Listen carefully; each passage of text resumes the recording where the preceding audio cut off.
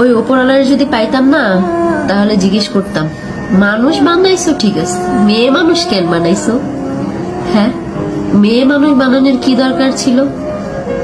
মেয়ে মানুষ আসলেই একটা জিনিস তুমি বানাইছো ওপরওয়ালা, যার সাথে হাজারটা অন্যায় করা যায়, যারে ফুটবলের মতো লাথানো যায়, কোনো কিছু বলার কিছু নেই।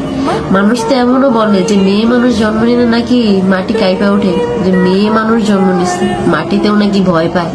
হাই রে, পরিচয় আছে তো, কারোর মেয়ে, কারোর বউ, ওই ছেলে মেয়ের মা, এর থেকে বড় পরিচয় কি চাও?